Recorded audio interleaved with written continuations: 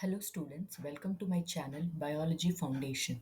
This is part 4 of unit 3 structure and functions of a plant. So in the last lectures we discussed about the root system in detail about the primary root, secondary root as well as root hairs, what is the function of roots and modifications in a root. And we have also seen modifications of the stem, functions in a stem, what functions the stem actually performs. And yesterday we discussed about the leaf, the basic structure of a leaf. We have discussed functions in a leaf and even modifications of a leaf in normal plants as well as in insectivorous plants. Today let's discuss about flower, which is also a part of shoot system, that is portion present above the soil, okay, in a plant. So flower is the reproductive organ of a plant. Why is it called the reproductive part of of a plant? Why? Because it contains the flower is the structure which contains the male and female gametes in it that helps in the process of reproduction. Okay, so here you can see in the slide various pictures of flowers where they vary in their size, in the shape, in the color, and even the fragrance given by each flower is actually unique, right? So you can see flowers of rose, chrysanthemum, marigold, lotus, hydrangea, oleander, flowers of the tomato plant, hibiscus. Okay, so basically, flowers are quite beautiful. Yes, they are very large, fragrant, colorful. They occur in different shapes and sizes.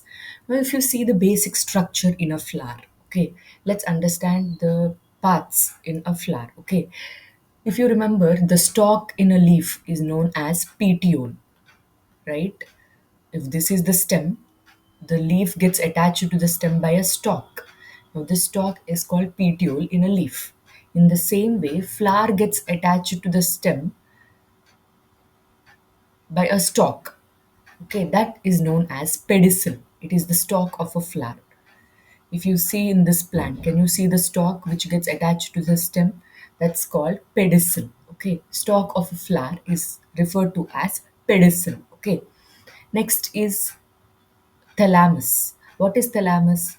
It's the swollen part which is present at the base of the flower, which actually bears all the structures in the flower. Okay, the swollen basal part in a flower is said to be the thalamus. Okay, it is the basal portion and it is usually swollen. Okay, and the thalamus bears all other parts in a flower. We will discuss the different parts in a flower, but basically the stalk in a flower is known as pedicel, and you have the basal swollen portion which is known as the thalamus. Okay. And what are sessile flowers? If you remember, we used the term sessile even when I discussed about the leaf, right? Sessile leaves are those leaves which get attached directly to the stem without any stalk, right? Did we discuss or not? Here, those leaves, they don't have petiole. The leaves get directly attached to the stem. In the same way, even in flowers, if there is no stalk to the flower and flower gets directly attached to the stem, then without the pedicel, then they are called sessile flowers. You can see an example of sessile flowers here where the thalamus is directly getting attached. The swollen thalamus gets directly attached to the to the stem of the plant. Okay, so basically flower is the reproductive organ. It's quite important for the reproduction of the plant because flower is the structure which has the male and female gametes in it. Okay, we will understand where these male and female gametes are present in the next slide, but it is the main part which helps in reproduction to take place. Okay, and flowers, they occur in various shapes, sizes, and they're quite unique. The petals, margins are different, colors, fragrance of the flower is also quite unique. Some flowers are very small, like if you see Wolfia, okay, it's the smallest flower. It produces the smallest flower, okay, which is angiosperm. Okay, angiosperms are also called flowering plants, if you remember, right? Wolfia is angiosperm and it produces the smallest flower. And there can be largest flower, plants producing largest flower like your Rafflesia. It produces the largest flower. Okay. And if you remember, it's a parasite and it's an angiosperm. Okay. So basically, flowers, they occur in various shapes, sizes, and the fragrance that's produced by these flowers is also quite unique, and hence they are used even in perfumes, right? If you see, the stalk of a flower is called as pedicel. The stalk of a leaf is called petiole. Okay, sessile flowers are those flowers where the flower gets directly attached to the stem of the plant without a pedicel. Thalamus, it is the basal swollen portion which bears all other organs. Okay, so here I have shown you the hibiscus flower. Basically, you have the stalk which is known as the pedicel, okay, and the basal swollen portion is called as your thalamus. Okay, now let's understand what are the parts in a flower. This is just the basic structure in a flower, how it gets attached to the stem, and if there is no pedicel, then they are called as sessile flowers. And we have seen the diversity in the production of the flowers by a plant. It's not that all flowers produce the same kinds of flowers, or all plants uh, uh, do not produce same shape, flowers of the same shape or same size. On the planet earth we find innumerable types of plants, and each plant produces different types of flowers, right? Where the color, fragrance, size, shape of the flowers are quite unique in nature. Now let's understand the parts in a flower. Okay, now in a typical flower, or usually in a flower there are four whorls. Whorls means arrangement. Okay, arrangement of various parts in the form of a circular manner. Okay, that's called a whorl. Okay, so a typical flower usually has four whorls. That means there are four parts which are arranged in the form of a circle. Okay, each part is present in the form of a circle, arranged one inside the other, forming a whorl like structure. Okay, so a typical flower or a complete flower has four whorls. What are the four whorls? The first one is calyx. Calyx or Calyx usually comprises of group of sepals. What are sepals? Sepals are green structures, basically, that you find, green leaf-like structures that you find in a flower. Best you can see in this picture, sepals basically protect the flower in the bud stage. Okay, what are sepals? They protect the flower in the bud stage. Have you ever observed a bud surrounded by green color structures around it? Here you can see the bud which is completely enclosed by green color structure. That is your sepal. Okay, so sepals are green leaf like structures that basically protect your bud. Okay, or protect the flower in the bud stage. So these are green leaf like structures, and group of sepals, when they are arranged like this, it forms the calyx, and calyx is the outermost whorl of a flower. It's the outermost whorl. Okay, if we go back here, can you see, once the flower is formed from the bud, the sepals open up. Okay, and you can see the sepals here, right? This is the sepal, and the group of sepals which are arranged as a whorl, this we call it as calyx. Maybe if I erase everything, you can understand. You can see how the sepals are present here, right? And this group of sepals, we call it as calyx. And what is the function of sepals? They protect the flower during the bud stage. Okay, so these are green leaf-like structures which protect the flower during the bud stage, and calyx forms the outermost whorl of the flower. Okay, inner to the calyx you have the corolla. Corolla is group of petals. Okay, next to the, so this is calyx, group of sepals. You have then the corolla. Can you see the petals here? You have five petals in this flower. One, two, three, four, and five. Five petals are present, right? So basically, these petals are colorful. They might be fragrant in some plants, attractive, that is beautiful. Yes or no? And they vary in their shape and size. So what is the function of the petals? They protect the flower, first thing. They protect the inner worlds. And second thing is they attract insects. We'll understand why are they attracting insects later, but they usually attract insects. Okay, so the first whorl or outermost whorl of a flower is the calyx, which is group of sepals, and inner to the calyx you have corolla, which is group of petals, and these petals vary in their size and shape, and petals are different, uh, and they even produce fragrance. They vary in their shape, size, color. They're quite beautiful and attractive. They basically attract insects and also protect the plants or the flowers' inner worlds. Okay. So the first outermost whorl is the calyx. Next to the calyx, inside you have the corolla, and then inner to the corolla you have andrecium. What is this called? Andrecium. Andrecium or group of stamens. Okay, andrecium. The term used is andrecium or group of stamens. Now, stamen, can you see here in this flower? I have shown clear picture, or even in hibiscus, you can see the stamens. Okay, you have innumerable stamens present. Here also you have. Can you see the stamen consists of two parts, a stalk-like structure, and then you have a lobed structure here.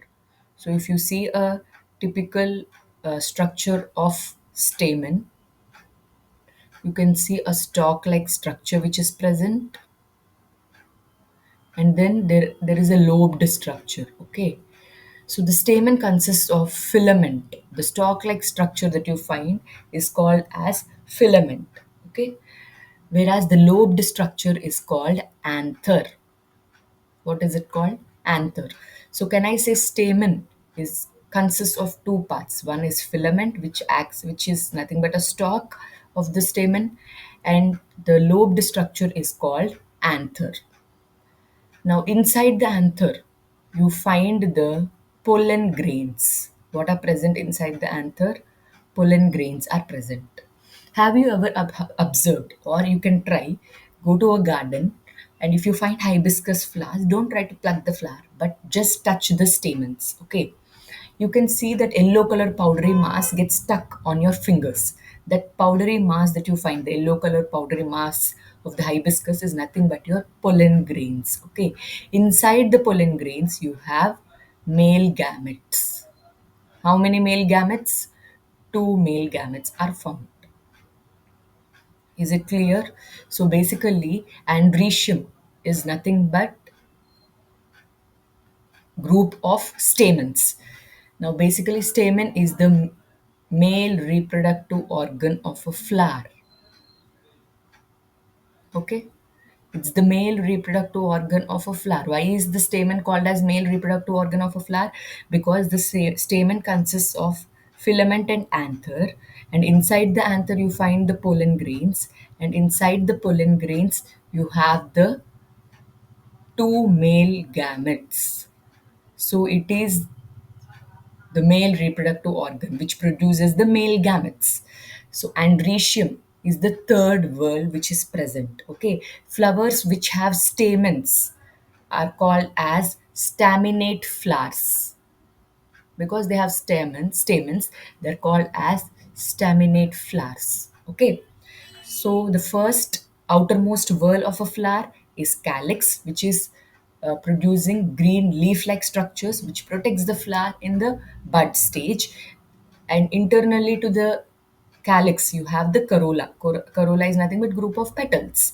Now these petals are arranged in the form of a circular manner, that is in the form of a whorl, and these petals are quite different in their shape, size, color, fragrance, the type of fragrance that they produce.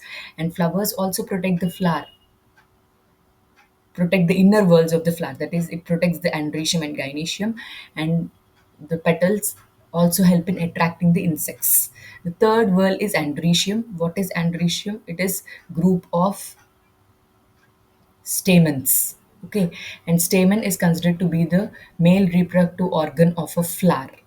Why? Because the stamen consists of two parts mainly. One is called as the filament, And the second is called as the anther. Here also you can see this is the filament and this is the anther. You can see the powdery mass on inside the anther, that is the pollen grain. Here also can you see the red color structure, that is filament. Okay, and can you see this structure, that is your anther. Okay, and if you touch the anther, you can find powdery mass, which is your pollen grain. And inside the pollen grain, you find your male gametes, two male gametes. Since the stamen consists is the structure which produces the male gametes, it is considered to be the male reproductive organ of a flower. Okay, and now coming to the innermost whorl of a flower, that is your gynoecium. What is it called? Gynoecium. Please be familiar with these terms. How daily use these terms? You already know uh, about stamens, but group of stamens, it is called as androecium. Next is gynoecium. What is gynoecium? Group of pistils or carpels. Pistil or carpel both mean the same. Okay, some books use the word pistil, some use carpel, so you can use them both quite often. Like, I mean, instead of pistils, you can use carpels or pistil. Group of pistils or carpel, it forms the gynoecium, and gynoecium is the innermost whorl of a flower. Outermost whorl of a flower is the calyx. Innermost whorl of a flower is the gynoecium. Group of pistils or carpels forms the gynoecium. Now, what is the gynoecium? Or what is the structure of carpel? Let's understand the structure of carpel. Just now we understood the structure of stamen. It consists of two main parts, that is filament and anther. And anther filament is just a stalk. It doesn't have any role in reproduction. It is just a stalk in the flower. Whereas the anther, it is the lobed structure which has pollen grains in it, and these pollen grains basically have two male gametes inside them, and therefore the gynoecium or the stamens are said to be the male reproductive organ of a flower. Now let's understand the structure of carpel. If you see the structure of carpel or pistil, you have a swollen basal structure. This basal structure then extends into a tube like structure, and the tube-like structure ends in a knob-like structure. The swollen basal portion is known as ovary. Okay, and the tube-like structure that the ovary extends to is called as the style, and the knob-like structure that you find is known as stigma. Okay, so the carpel consists of three parts, or the pistil consists of three parts in it: ovary, style, and the stigma. Inside the ovary, you find basically ovules. Okay, and inside the ovule, you find one female gamete. Okay, just like how I told, group of stamens is androecium. Stamens consist of two parts, that is filament and anther, right? So basically filament is the stalk of a flower, and anther, inside it, it consists of pollen grains, and these pollen grains, inside the pollen grains, you find two male gametes, right? Coming to the gynoecium, and since the anther consists of two male gametes, therefore stamen is said to be the male reproductive organ of a flower. What is gynoecium? It is the innermost whorl of a flower that you need to understand. It is present inside. And who is protecting this carpels and stamens? Petals and sepals. They are protecting these reproductive organs. Now, gynoecium has what? Gynoecium is group of carpels or pistils. And what is the carpel made up of? It has a swollen portion, basal swollen portion, which is known as ovary, and the basal portion, swollen portion, it extends into a thin tube-like structure. This tube-like structure is called as the style, and the tube-like structure ends in a knob-like structure, which is called as stigma. So the carpel consists of ovary, style, and stigma. Inside the ovary, you have ovules. Inside the ovule, there is one female gamete. So, hence, since female gamete is present in carpels, therefore the pistil or carpel is said to be the female reproductive organ of a flower. Is it clear? So the male reproductive organ is the stamen or the andrecium. Female reproductive organ is the carpel or the gynoecium. Okay, the male reproductive organ is the stamen. Stamen consists of filament and anther. Filament is just a stalk. Okay, it doesn't have any function. It is basically a stalk to the. It is stalk for the anther, and in the anther you have the pollen grains. Inside the pollen grains are the two male gametes, right? And gynoecium is the female reproductive organ of a flower. Why? Because the gynoecium consists of carpels or pistils, and the carpels or pistils contains what? Ovary, style, and the stigma, where the ovary has ovules in it. These ovules contain a female gamete, and the female gamete producing structure is the carpel. So carpel is said to be the female reproductive organ of a flower. Here you can see this is your stamen, which has the filament and anther. These are stamens. There are innumerable stamens. And can you see a knob-like structure? This is stigma. Okay. And what is this structure? It is the style. And inside you have ovary. Maybe here you can see this is the style of the flower. And on top you have the stigma. And inside you have the ovary. Okay. And you have here how many stigmas? One, two, three, four, five. Usually, a typical carpel has one stigma, but here you have pentamerous, five stigma which are present, and then there is a style, and inside you will have the ovary which is present. Okay, in this picture, you can see clearly, students, you have the ovary, basal portion, then you have the style, and the style ends in a knob-like structure which is your stigma. Surrounding this gynoecium or the carpels, you have stamens. Can you see them? A stalk-like structure, filament and anther. Filament and anther, right? Who is protecting these two whorls, andrecium and gynoecium? The calyx and the corolla. Okay.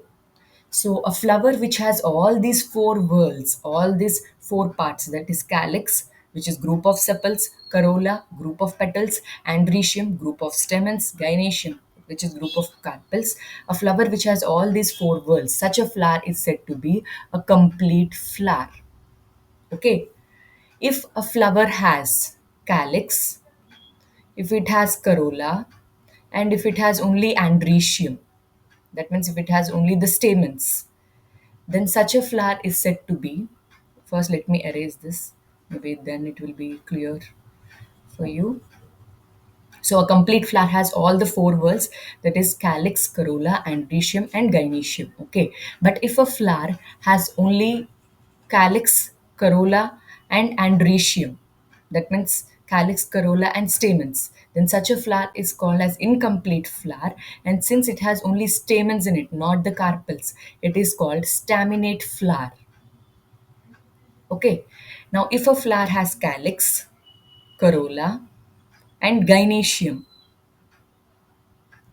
that means carpels, there are no stamens in the flower, then such a flower is again called incomplete flower because it doesn't have all the four whorls. It is having only three whorls. Even this is having three whorls. But since it has carpels in it or pistils in it, it is called pistillate flower.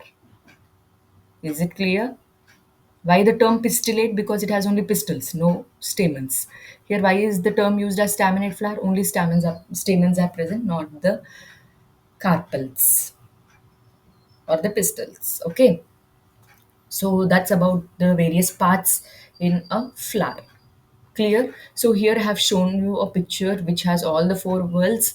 You have the sepals, petals, okay. Then you have the stamens inside and the carpels or the pistils. Okay. Okay, now let's understand the terms unisexual flowers and bisexual flowers. Just now I told you if a flower has all the four whorls in it, it is called a complete flower, right? With calyx, corolla, andrecium, and gynoecium. But if a flower has only calyx, corolla, and andrecium, then they are called as staminate flowers. If it has calyx, corolla, and gynoecium, then you refer the term or use the term pistillate flowers. Okay. Now, what is meant by unisexual flowers and bisexual flowers? Uni means what? One.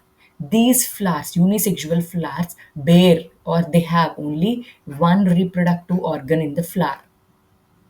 either male reproductive organ or female reproductive organ. Only one reproductive organ the flower has. Is it clear? Hence the term unisexual. These flowers have only one reproductive organ present in them. Okay, they have either the male reproductive organ or the female reproductive organ. Such flowers are called unisexual flowers. Now, if I say bisexual, bi, two, they have both male and female reproductive organs. Students, see, I can, in biology, there is a symbol for male. This is symbol for male. Female, this is the symbol. Okay, whenever, if you want male flowers, means I can use this. Female flowers.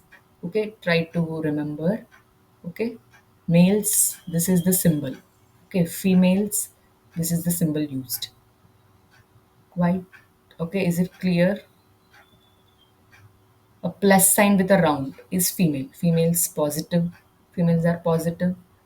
Always maybe remember in that way. Plus sign with a head. Okay, they are females.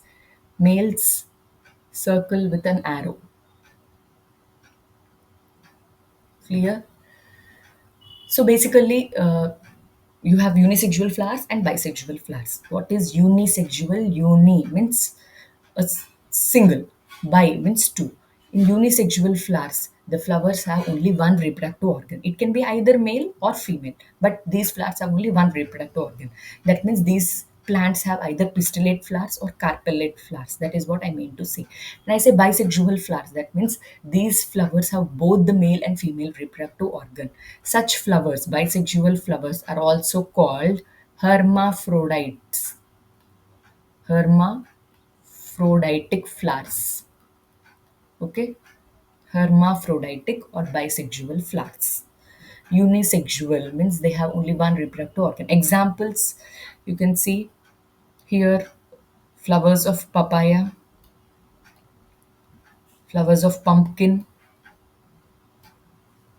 flowers of watermelon, and even flowers of various gourds like bitter gourd and all. They're unisexual.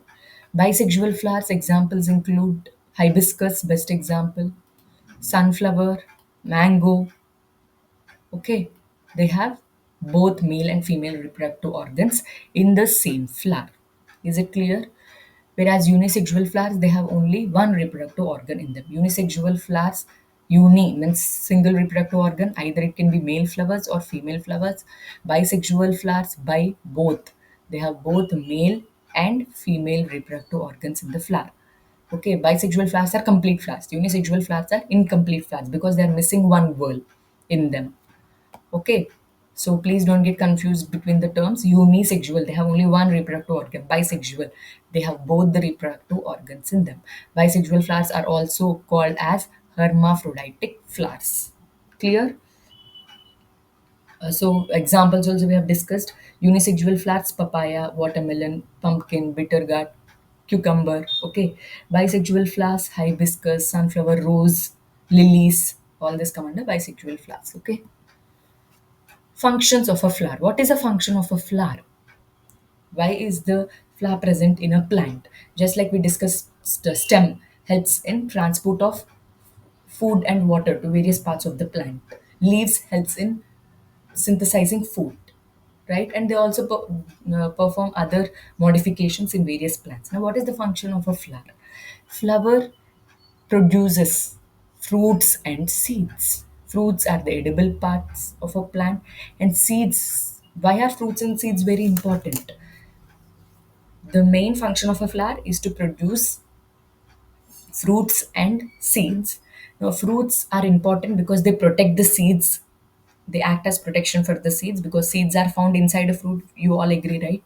Mango is the fruit, and the seed present is inside the mango fruit. Here you can see papaya plant, papaya fruit, and the seeds are present inside the papaya fruit, right? Even in blueberries, guava, and even in cherries or the tomatoes, whatsoever it is, you have the seeds present inside the fruit. So fruits act as organs of protection for the seeds. Now, what is the function of the seeds? When a plant is grown, for example, you are growing tomato plants in your garden, kitchen garden. Okay, nicely the plant has grown and tomatoes are produced.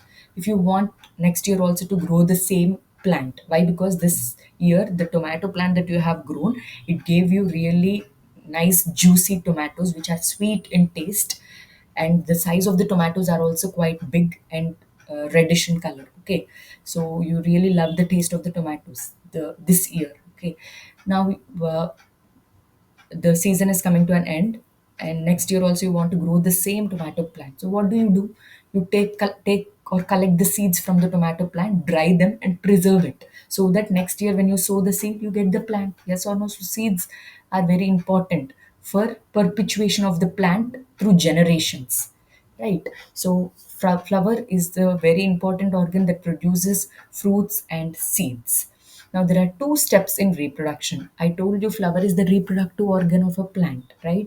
So, in reproduction, in plants, there are two main steps. One is pollination, and the second is fertilization. Okay, there are two steps in the reproduction of a flower. Flower is the reproductive organ of a plant. It has the male reproductive organ, female reproductive organ. Only when reproduction takes place, fruit and seeds are formed, and only then the seeds can be used for next generations to grow the same plant.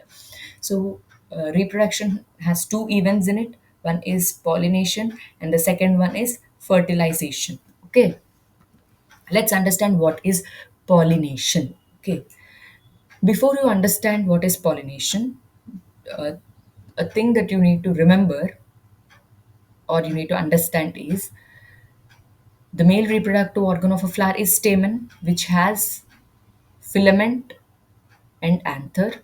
The female reproductive organ consists of ovary, style, and the stigma, right?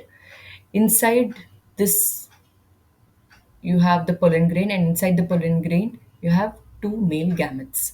In the same, like inside the anther, you have pollen grains. Inside the pollen grains, you have two male gametes. Here, you have ovules which are present, and inside the ovule, you have a single female gamete. The male gamete and the female gamete, okay, they are non-motile. That means they can't move.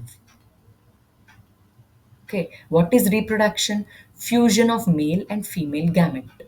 Male and female gamete has to fuse for effective reproduction to take place.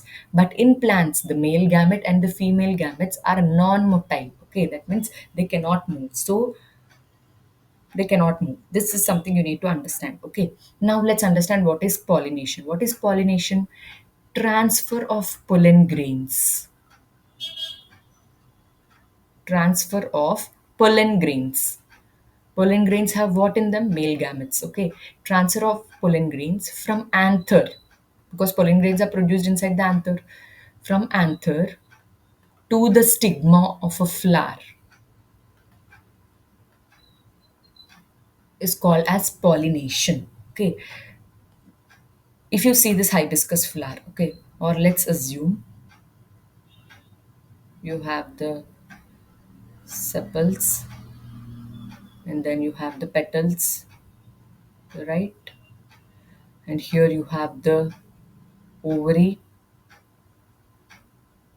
style, and the stigma, which is the carpel, and you have stamens with filament and anther. So, can I say this is a complete flower? Yes, all the four worlds are seen. Now, we have tried to understand the male gametes are present in the anther, right? And female gamete is present here in the ovule, in the ovary of a carpel or pistil. Now, what is pollination? Transfer of pollen grains from the anther to the stigma of a flower is called as pollination. So, this transfer of pollen grains onto the stigma, that means pollen grains are produced in the stamens. It is the male reproductive organ, and female gamete is present inside the ovary that of the carpel, which is the female reproductive organ. And reproduction happens only when there is fusion of male and female gamete. That means male and female gamete has to meet. For male and female gamete to meet, first there should be transfer of male gamete from the anther onto the stigma of a flower. That event is called as pollination. Okay, so before fertilization, for successful fertilization to happen, there should be successful pollination to take place. That means there should be proper transfer of the pollen grains from the anther to the stigma of a flower belonging to the same species or same kind. Okay. Now let's understand what is self pollination. Okay. What is meant by self pollination? If the pollen grains of the anther fall on the stigma of same flower of the same plant, within the same flower, if the pollen grains of a plant are falling on the stigma of the same flower, then it is called self pollination. Here you can see whatever I explained just now, it is self pollination because the pollen grains of this flower are falling on the stigma of the same flower, then it is called self pollination. Or there can be another example of self pollination, like for example you have a plant. This is the stem. Let's assume you have two flowers. This flower has anthers in it and it has pistil in it. This has anther, this has pistil. That means what? They are bisexual flowers only. Try to understand, if the pollen grains of the anther of one flower falls on the stigma of another flower belonging to the same plant, then also you use the term self pollination. Try to understand self pollination. There are two definitions or two ways self pollination can take place. First is if the pollen grains of anther fall on the stigma of the same flower within the same plant, then it is called self pollination. Pollen grain of the anther of a flower falls on the stigma of the same flower in the same plant, then it is called self pollination. Like in this case, you can see here, if the pollen of this flower is falling on the stigma of the same flower, then it is self pollination. Or if the pollen grain from this flower is falling on the stigma of this flower, but both these flowers are in the same pot of plant, right, then also you use the term self pollination. Is it clear?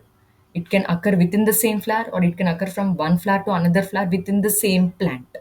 Then we use the term self pollination. Okay, so it's quite important to understand what actually is self pollination. Okay, it can occur in two ways.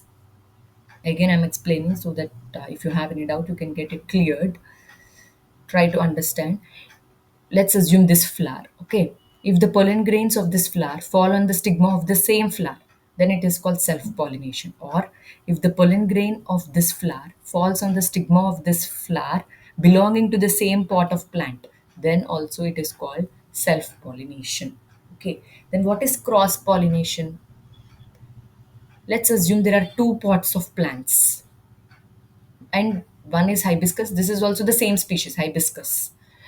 If the pollen grain of one flower of a plant falls on the stigma of another flower of another plant belonging to same species, then it is called cross pollination. Okay, try to understand what is cross pollination. Let's assume if the pollen grains from this plant, they are falling on the stigma of the flower of another plant, but both of these plants belong to same species, then it is called cross pollination. Try to understand, students, if there is a pot of hibiscus flowers here and if this is a pot of rose flowers here. Okay, if the pollen of hibiscus falls on the stigma of rose, then there is no successful pollination. Event won't happen. That means no fertilization because they are belonging to two different species. What did I say? What is cross pollination? Key term that you need to understand is transfer of pollen grains from one flower of one plant to the stigma of another flower of another plant, both belonging to same kind or same species. This hibiscus flowers pollen grains should fall on the stigma of hibiscus flowers only, not on rose or orange plant or like orange tree or apple tree or something of that sort. Is it clear? The pollen grains, if they fall on the stigma of another flower of another plant belonging to same kind or same species, only then effective cross pollination takes place. Is it clear? I hope the terms self pollination and cross pollination are clear. Self, either it can happen in the same flower, self pollination, or it can happen between different flowers belonging to the same plant, in the same potted plant.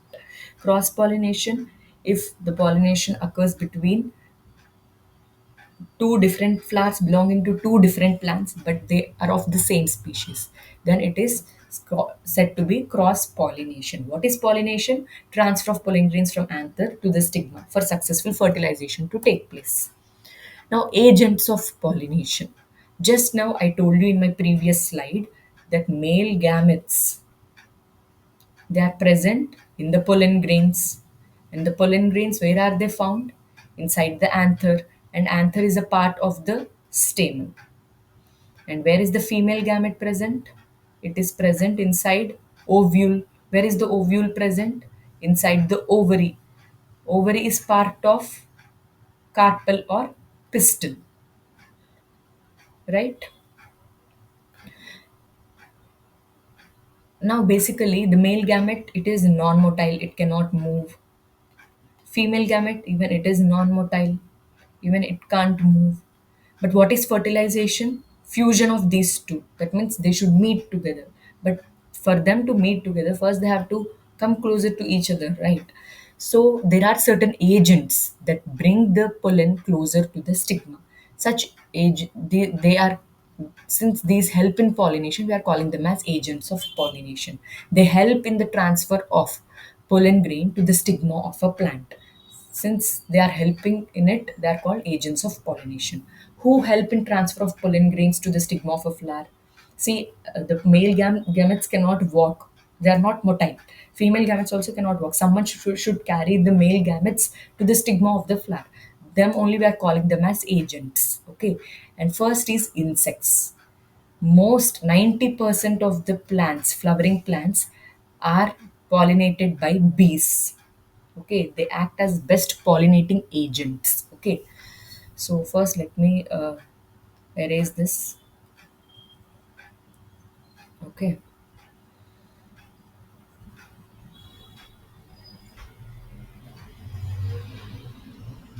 let's try to understand. So basically, insects act as pollinators. So the agents of pollination, they are called as pollinators. They help in pollination to take place.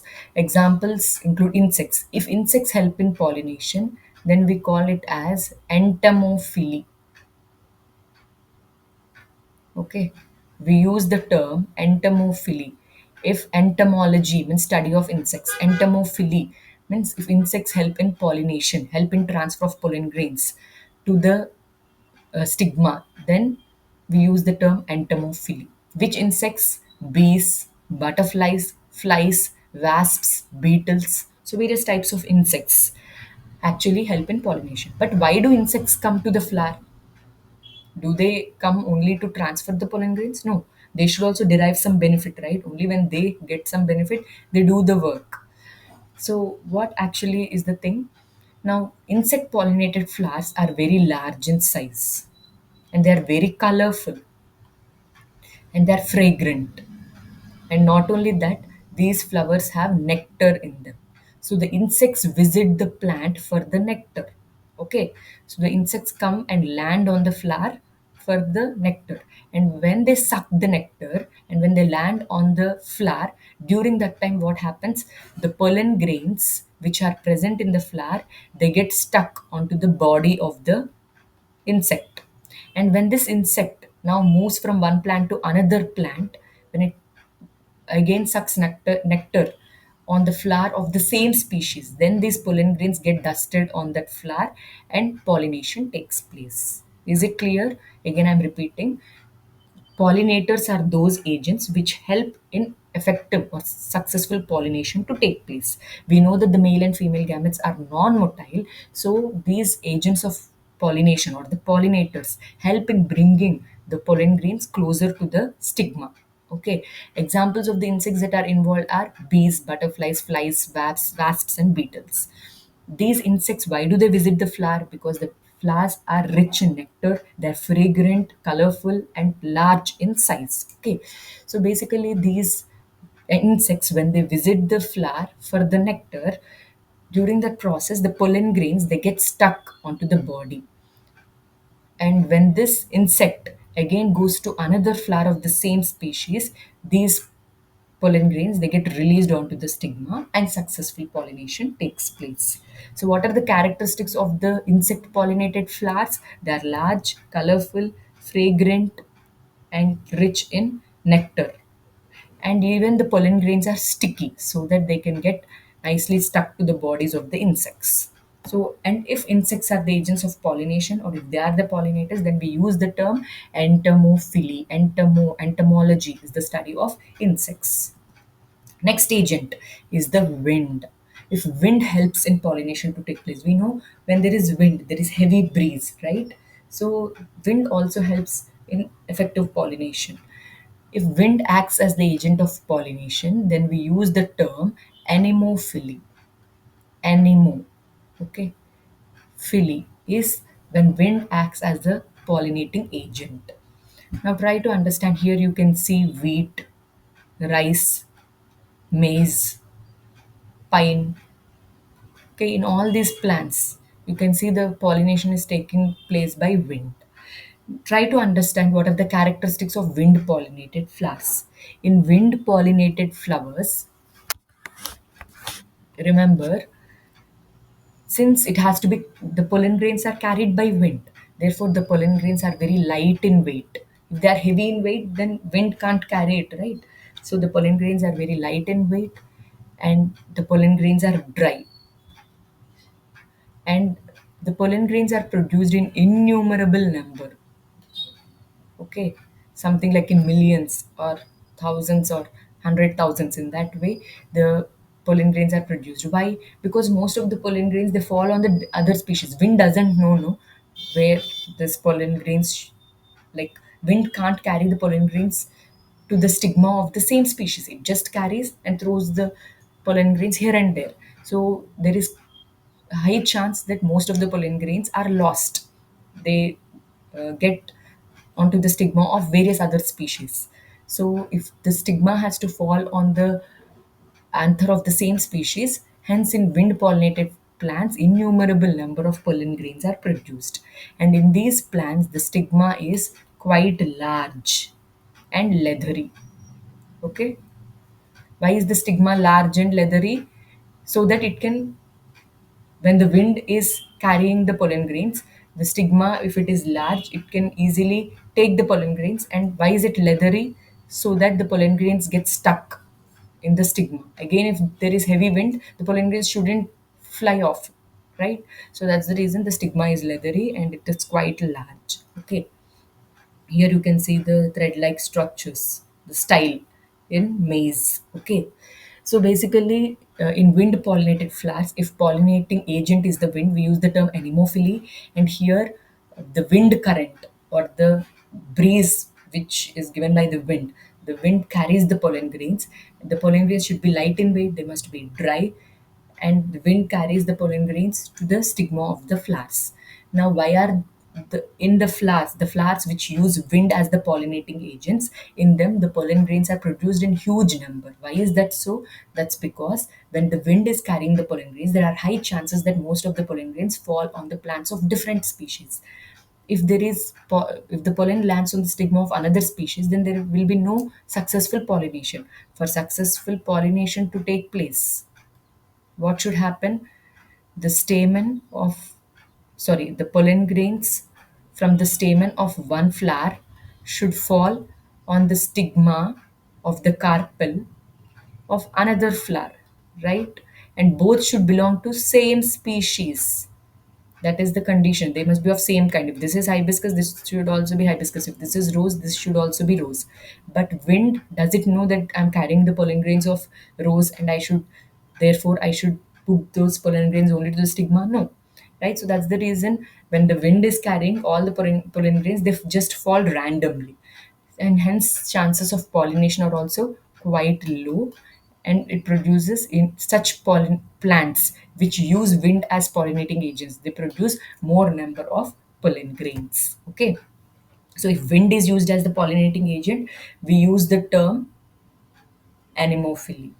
Okay, and if insects are used, then you use the term entomophily, right? The third agent is water. If water is used as pollinating agent, then we use the term hydrophily. Hydro means water, right? So hydrophily is using water as agents of pollination. Now here, best examples where water is being used as agent of pollination is hydrilla and vallisneria. Both are, if you remember, I told you in my classification of living organisms unit. In that unit, if you remember, we read that in artificial system of classification, plants can be classified based, based on their habitat as mesophytes, hydrophytes, and xerophytes.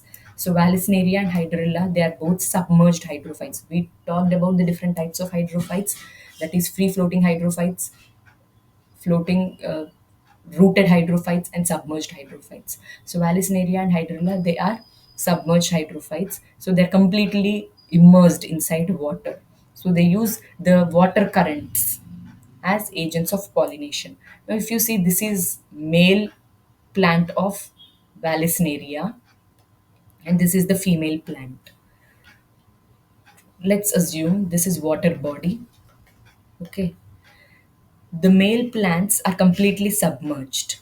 Okay, whereas the female plants, the flower is exposed outside. Okay, now what happens is these male plants, they're completely submerged, and once they reach maturity, that means after complete development of the flower, they release the pollen grains inside the water. Now, these pollen grains that are released, they move because of water currents. As the water moves, the pollen grains also move, and then they reach the flower. And that's how successful pollination takes place. Again, I'm repeating, Vallisneria produces unisexual flowers. That means it has a separate plant that produces male flowers, and male flowers are completely submerged. Female flowers are also submerged, but they produce flowers which are exposed to the surface of water. Now, what happens is these male plants, once they reach the complete development, complete maturity, they release the pollen grains, and these pollen grains they float on water, and due to water current, if the pollen grain reaches the flower, then there is successful pollination that's happening. So this is male plant of Vallisneria, and this is female plant of Vallisneria. Okay, and this is Hydrilla. Now try to understand one more important point. Not all hydrophytes are pollinated by water. For example, here you can see lotus plant, and here you can see trapa, Trapa, trapa. In lotus and trapa, the flowers are exposed on the surface of the plant. They are not completely submerged. Even in trapa, the flower is exposed. So in these plants, insects come and pollinate the plant. So they are insect pollinated plants, entomophilous.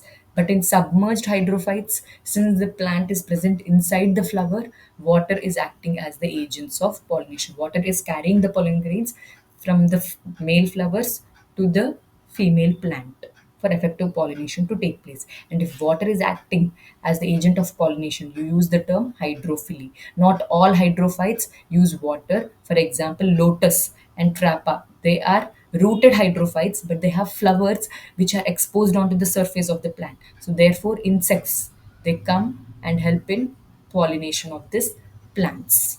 Clear?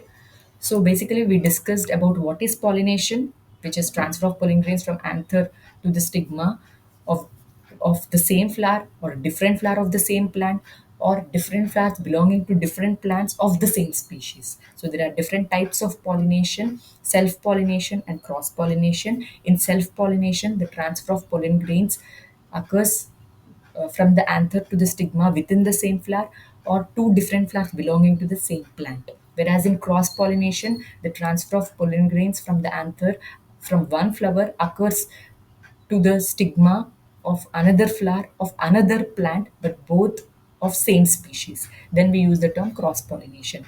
And since male and female gametes are non motile, there should be some agents that help in transfer of the male gamete to the female gamete. That is such agents are called pollinators. And if insects are being used, we use the term entomophily. If it is wind, then it is called anemophily. And if it's water, then we use the term hydrophily. And what are the characteristics of the flowers which are pollinated by insects? They should be large, they should be fragrant, they must be filled with nectar, and they must be beautiful because they have to attract the insects. Why do they want to attract insects? For pollination to take place.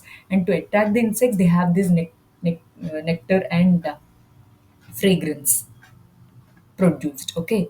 And wind pollinated flowers, here the pollen grains should be very light and dry so that it can be easily carried away by wind. And even the stigma should be large and leathery to trap the pollen grains. In wind pollinated flowers, in water pollinated flowers or in hydrophily, usually hydrophily is mostly seen in submerged plants. Okay. And lotus and trappa, there you can find mostly entomophily, that is insects help in pollination. Now in some plants, animals also help in pollination. Which animals? Birds, squirrels and bats. Best example is silk cotton tree. In silk cotton tree, this is silk cotton tree. Okay, you can find basically birds help in pollination. And in some plants, squirrels help in pollination to take place. For effective pollination to happen, squirrels help in pollination. So it's not that only insects, water, wind help in pollination. Sometimes even birds also help in pollination, or even squirrels help in pollination. And in silk cotton tree, this is silk cotton tree flower and silk cotton tree plant, where the birds, they play a major role in pollination to take place. And in some flowers, the squirrels, which are arboreal animals which live on trees, they help in transfer of pollen grains. Okay, I hope you remember what are arboreal animals when we discussed the classification of artificial system in animals. I told you arboreal animals are those that live on trees, right? So these squirrels, they help in transfer of pollen grains. So that comes to an end of this lecture. So in this part 4, we have in detail discussed about flower, its basic structure, the various worlds in a flower, and why flower is called as the reproductive organ in a plant. And what are the events in reproduction? Pollination and fertilization. Today we have discussed in detail about pollination, the types of pollination, agents of pollination, also known as pollinators, where we discussed about entomophily, insect pollination, hydrophily, water pollination, anemophily, wind pollination, or even sometimes animals help in pollination. But most of the flowers, about 90% of the flowers or 95% of the flowers, are pollinated by bees. So bees play a major role in effective pollination to take place. So any doubts related to this part, please feel free to comment it down below in this video. And if you haven't watched the previous parts, please watch the parts 1, 2, 3, where I have discussed about the root system. And in the shoot system, we discussed about stem and the leaves, their functions and their modifications, right? So any doubts, feel free to comment it down below. And if you like my content, please do like, share and subscribe to my channel, Biology Foundation. Thank you. Bye bye. Have a good day.